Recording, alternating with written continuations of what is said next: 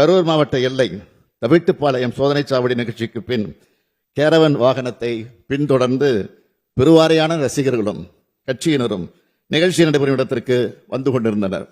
நிகழ்ச்சி நடைபெறும் பகுதியில் கூட்டம் அதிகமாக இருந்ததாலும் பிரச்சார வாகனத்தின் பின்னால் ஏராளமானோர் வந்ததாலும் கரூர் நகர உட்கோட்ட காவல் துணை கண்காணிப்பாளர் அவர்கள் பிரச்சார வாகனத்தில் இருந்த ஏற்பாட்டாளர்களை அக்ஷயா மருத்துவமனை அருகே நிறுத்தி கூட்டத்தில் உரையாற்றுமாறு அறிவுறுத்தியிருக்கிறார்கள்.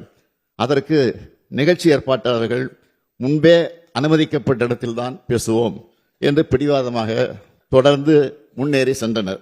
கரூர் மாவட்ட காவல் கண்காணிப்பாளர் அக்கட்சியினுடைய இணைச் செயலாளரிடம் பலமுறை தொடர்பு கொண்டு பிரச்சார வாகனத்தை நிறுத்துமாறு கேட்டுக்கொண்டும் அவர் தாவேகா கட்சியின் தலைவர் தனது உரையை தொடங்குமாறு கேட்டுக்கொண்டார்.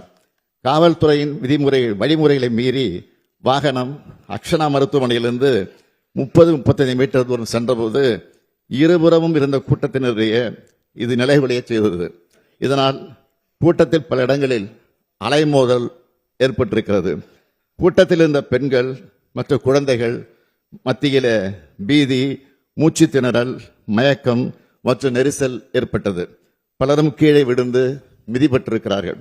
கூட்டத்தின் ஒரு பகுதியினர் ஜெனரேட்டர் பகுதிக்குள் நுழைந்து தகர கொட்டகையை அகற்றியும் வெளியேற முயற்சி செய்திருக்கிறார்கள். இதனால் மின்சாரம் தாக்குவதை தடுக்க ஜெனரேட்டர் ஆபரேட்டர் மின்சாரத்தை துண்டித்திருக்கிறார். நிகழ்ச்சி நடைபெற்ற இடத்தில் கூட்ட நெரிசலால் காயமடைந்தும் சோர்வினால் மயக்கமடைந்தும் மக்கள் உதவி கோருவதை கவனித்து காவல்துறையினர் மருத்துவமனை ஆம்புலன்ஸுக்கு தகவல் அனுப்பி வரவழைத்திருக்கிறார்கள். இவ்வாறு கூட்ட நெரிசல் ஏற்பட்ட போது அவர்களை காப்பாற்றத்தான் ஆம்புலன்ஸ் வந்ததை தவிர நெரிசல் ஏற்படுவதற்கு முன்பு எந்த ஆம்புலன்ஸும் வரவில்லை. காவல்துறை, தீயணைப்பு மற்றும் மீட்புத் துறையினர் மற்றும் ஆம்புலன்ஸ் மீட்புக் குழுவினர் காயமடைந்தவர்களை மீட்டு அருகில் உள்ள மருத்துவமனைகளுக்கு அனுப்பி வைத்தனர். மீட்பு பணிகளில் முழுவீச்சு நடைபெற்றுக் கொண்டிருக்கும் போது தாவேகா கட்சியினர் 2 ஆம்புலன்ஸ் ஓட்டுநர்களை தாக்கி ஆம்புலன்ஸ் வாகனத்தை சேதப்படுத்தி இருக்கிறார்கள்.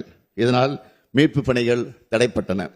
இது தொடர்பாக கரூர் நகர காவல் நிலையத்தில் 2 வழக்குகள் பதிவு செய்யப்பட்டு விசாரணை நடந்து வருகிறது. சம்பந்தப்பட்ட நபர் கரூர் நீதித்துறை நடுவர் முன்பு சரணடைந்திருக்கிறார்.